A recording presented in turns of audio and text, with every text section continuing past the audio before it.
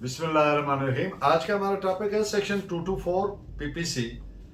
اس کا تعارفی انتہائی مختصراً اس طرح سے ہے کہ جب کوئی سزا یافتہ شخص یا ایسا شخص جس پر جرم کے ارتکاب کرنے کا الزام ہو اس کو قانونی طریقے سے گرفتار کیا جانا ہو اور وہ اس کی مزاحمت کرے یا اس میں رکاوٹ ڈالے تو یہ جرم ہے جس کی 2 سال سزا ہے. اہم مقدمات کی روشنی میں اس پہ بات کروں گا اور لیکچر کے اختتام پہ وائڈ آرڈر کے خلاف یا وائڈ ججمنٹ جب اس کے خلاف اپیل میں جایا جائے اور وہ اگر زائد المیعاد ہو تو اس کو کنڈاؤن کیا جا سکتا ہے. اف دی امپیونڈ آرڈر یعنی جس آرڈر کے خلاف جایا جا رہا ہے جس پر اعتراض کیا جا رہا ہے وہ اگر وائڈ ایبینیشو ہے. اور چند اشارہ آپ سمجھیں لیکچر آپ کے لیے فائدہ مند ہے کسی طور تو سبسکرائب کر دیا کریں تاکہ ہر لیکچر آپ تک پہنچتا رہے. میں پہلے اس کی ڈیفینیشن پڑھ دیتا ہوں جیسے کہ PPC میں پرووائڈڈ ہے اور پھر آگے ڈیٹیل میں بات کریں گے. Whoever intentionally offers any resistance or illegal obstruction to the lawful apprehension of himself for any offense with which he is charged or of which he has been convicted, or escapes or attempts to escape from any custody in which he is lawfully detained for any such offense, shall be punished with imprisonment of either description for a term which may extend to 2 years or with fine or with both. یعنی جو کوئی شخص سزا یافتہ ہو convict ہو سزا یافتہ ہو یا اس پر کسی جرم کے ارتکاب کا الزام ہو اپنی قانونی گرفتاری کی مزاحمت کرتا ہے یا کوئی غیر قانونی رکاوٹ ڈالتا ہے گرفتاری میں یا کسی جرم کے لیے قید شخص جسے قانونی طور پر ڈیٹین کیا گیا ہے قید کیا گیا ہے یا حراست میں لیا گیا ہے وہاں سے فرار ہوتا ہے یا فرار ہونے کی کوشش کرتا ہے تو ایسے شخص کو 2 سال سزائے قید یا جرمانہ یا دونوں کی سزا دی جائے گی. اس سیکشن کے ساتھ ایک ایکسپلینیشن بھی ہے. اس ایکسپلینیشن کا مفہوم یہ ہے کہ ایک شخص جو گرفتار ہے فرار ہوا ہے یا جس نے مزاحمت کی ہے تو اس پر جرم ہے یا سزا یافتہ ہے وہ سزا ہے. یہ جو 224 کا جرم کرے گا اگر تو یہ سزا اس سزا کے اضافی ہوگی ان ایڈیشن ٹو دیٹ ہوگی. یہ explanation is provided along with the penal section اور پھر بھی اس کے ساتھ ایک ریفرنس کیس بھی آپ نوٹ فرما لیں ایکسپلینیشن کے ضمن میں AIR 1934 بمبے پیج 462. سیکشن 224 کے جو بیسک انگریڈینٹس ہیں اہم ترین جو اس کے اجزاء ہیں عناصر ہیں. نمبر 1 یہ پرائمریلی 2 پارٹس میں ہے 2 حصوں میں.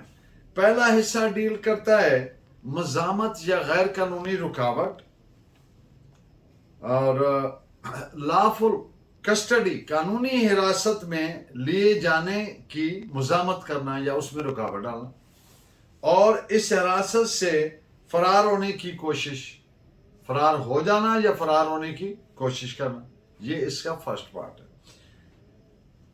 فرسٹ پارٹ کو ثابت کرنے کے لیے ملزم پر ارتکاب جرم کا الزام ہو یا سزا یافتہ ہو یعنی جس کو پکڑا جانا ہے جس نے مزاحمت کی یا رکاوٹ ڈالی وہ اس پر ایک ڈیفینٹ کسی جرم کا الزام ہو یا کسی جرم میں سزا یافتہ ہو پھر سیکشن 224 کی وائریز ایکٹیویٹ ہوں گی. نمبر 2 اس کو قانونی طور پر حراست میں لیا گیا ہو. نمبر 3 مزاحمت یا رکاوٹ انٹینشنل ہو ارادی طور پر ہو جان بوجھ کر ہو. سیکنڈ پارٹ کے بنیادی انگریڈینٹس ہیں کسی جرم کے لیے قانونی قید اور دوسری بات اس قانونی حراست سے فرار یا فرار ہونے کی کوشش. یہ اس کے بیسک پارٹس ہیں. اب चंद अहम फैसले की रोशनी में जो इस सेक्शन पे आए वो आपसे डिस्कस करता हूँ ताकि मुकम्मल इसकी क्लैरिटी से समझ आ जाए बात। इसमें एक बड़ा अहम लफ्ज है मज़ामत या इलीगल ऑब्स्ट्रक्शन। मुज़ामत करना यानी रेजिस्टेंस करना या गैर कानूनी रुकावट डालना। अब ये कब कहा जा सकता है कि मुलजिम ने मुज़ामत या गैर कानूनी रुकावट काज की? ये सिर्फ तब कहा जाता है जब एक्टिव अपोजिशन हो, कोई ओवर्ट एक्ट किया हो, खुला एक्ट किया हो। ये इंफर नहीं की जानी, इसको अखज़ नहीं किया जाना, प्रिजम्पशन बेस पे नहीं होगी, मफरूज़े बेस पे नहीं हो सकती। इसके लिए कोई डेफिनेट एक्ट होना मुलजिम के पार्ट पे जरूरी है, जैसे कि फोर्स यूज करें या शो ऑफ फोर्स करें। गिरफ्तारी से भाग जाना, अवेड करना, वो मुज़ामत के या रुकावट के सेंस में नहीं आता, उस ज़मन में नहीं आता। अगर एक मुलजिम को गिरफ्तार करना और वो भाग गया है तो इसको ये नहीं कहा जा सकता कि उसने तो रुकावट खड़ी कर दी गिरफ्तारी के रास्ते में, तो फिर इस पे सेक्शन 224 पीपीसी नहीं बनेगा। This is reported as 1951 bracket 52 criminal law journal page 1031 Lahore. अगर गिरफ्तारी लीगल नहीं है, अगर गिरफ्तारी या गिरफ्तारी का हुक्म जो है वो लीगल ही नहीं है, तो गिरफ्तारी की मुज़ामत हुई आगे से तो जुर्म नहीं बनेगा। जो पसमानदा मुल्क होते हैं, जो गैर मुहज़्ज़म ममालिक होते हैं, ये मैं इस केस के फैक्ट से हट के बात करूं, वहां पर ये जो पुलिसिंग होती है, चूंकि वहां पर रूल ऑफ लॉ नहीं होता, तो ये खुद गैर कानूनी हरकतें कर रहे होते हैं। अगर कोई शख्स यानी पुलिस ऑफिसर या कोई अथॉरिटी जिसको गिरफ्तार करने का कानूनी इख्तियार है, अगर वो गैर कानूनी तौर पर किसी शख्स को गिरफ्तार करता है तो उस शख्स को मुकम्मल हक हासिल है, हक के खुद इख्तियारी सेल्फ डिफेंस का राइट हासिल है। वो मुज़ामत भी कर सकता है, रुकावट भी डाल सकता है, फिर जुर्म नहीं होगा, क्योंकि गिरफ्तारी करने का अमल लीगल होना जरूरी है, ये प्री कंडीशन। तो इस पे रेफरेंस केस नोट फरमाइए, AIR 1968 इलाहाबाद पेज 132। कानूनी हिरासत से फरार होना, second part of this section, यानी escape from custody in which he is lawfully detain. कानूनी गिरफ्तारी, ये सवाल कब उठेगा? ये सवाल बाद में उठेगा जब एक शख्स गिरफ्तार हो गया, उसके बाद ये क्वेश्चन अराइज हो सकता है कि गिरफ्तारी वेदर इट वाज लीगल और illegal. This is reported as ILR 1953 bracket CUT 751 double bench का फैसला है। अब एक केस के मुकदमा के फैक्ट्स इस तौर से हैं कि एक शख्स को पुलिस ने अरेस्ट किया, उसकी गिरफ्तारी नहीं डाली, उसको थाने ले आए, उसको कहा कि तेरे से पूछगछ करनी है, इंटेरोगेशन करना है। अब उसको जिस जगह पे बिठाया, उसकी एक साइड पे एक पुलिसिया बैठ गया, एक साइड पे एक पुलिसिया बैठ गया। अब वो आदमी ये सोचा कि ये तो मुझे मारेंगे, तशद्दुद करें, तो वो इस खौफ में वहां से फरार हो गया।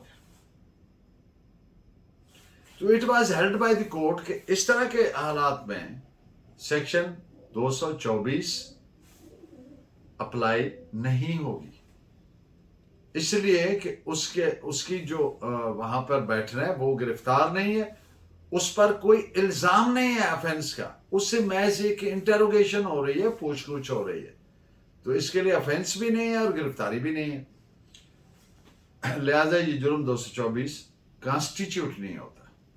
This is reported as 1969 Allahabad .WR bracket में हाई कोर्ट HC 8। 224 सेक्शन के तहत सजा देने के लिए यह साबित करना लाजिम है कि हिरासत या गिरफ्तारी हर लिहाज से कानून के मुताबिक थी, हर लिहाज से कानून के मुताबिक थी। इस पे रेफरेंस केस नोट फरमाएं, AIR 1964 केराला पेज 185। अब एक पुलिसिया ने एक शख्स को गिरफ्तार किया और कहा कि ये वारंट है आपका। अब उस वारंट पे मैजिस्ट्रेट के साइन ही नहीं है, तो ये अब उस शख्स ने मजामत किया और फरार हो गया।